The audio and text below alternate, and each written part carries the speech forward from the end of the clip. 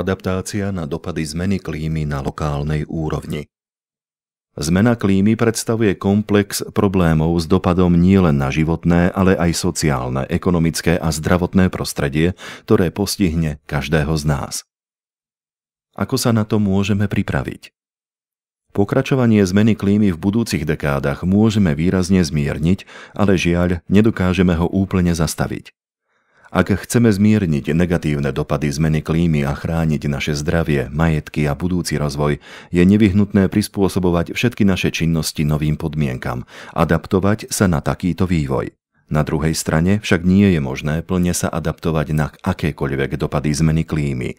Čím výraznejšie oteplenie, tým drahšia a problematickejšia bude adaptácia.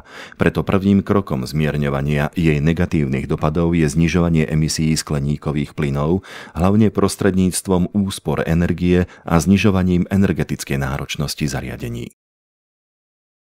Dôležitosť adaptácie vykresľuje aj údaj Slovenského hydrometeorologického ústavu. V prípade nerealizácie adaptačných opatrení by na Slovensku mohlo byť v roku 2050 ohrozených 145 000 až 290 000 pracovných miest a potenciálne by došlo k poklesu hrubého domáceho produktu o 14 až 27,5 miliardy eur. Adaptovať sa môžeme rôznymi spôsobmi. Miestna verejná správa musí pristúpiť k adaptačným aktivitám, ktoré by mali byť koordinované a v súlade s rozvojovým smerovaním mesta.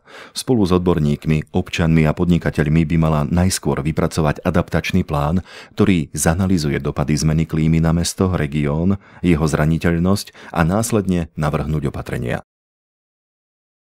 Pre zmierňovanie dopadov vln horúčav by sme mali napríklad urbanistickú štruktúru koncipovať tak, aby umožňovala lepšiu cirkuláciu vzduchu.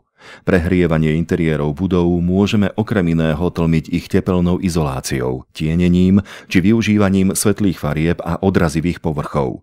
Ochladzovaniu verejných plôch pomôžeme zvyšovaním podielu vegetácie s prevahou stromov. Napríklad rozdiely teploty vzduchu medzi asfaltovým parkoviskom pred nákupným strediskom a parkom s hustým stromoradím boli na Slovensku miestami 10 až 12 stupňov Celzia. Dopady prívalových zrážok môžeme zmierniť napríklad aj rozširovaním plochy vegetácie, hlavne prírode blízkych lesov, či území s vodopriepustnými plochami v sídlach. Môžeme podporovať ochranu tokov, mokradí a záplavových zón, či zabezpečiť protipovodňové bariéry.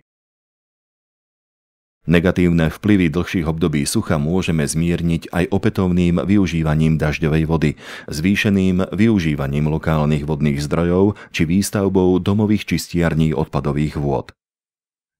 Dopady búrok so silným vetrom môžeme zmierniť napríklad výsadbou vetrolamov, živých plotov a prenosných zábran.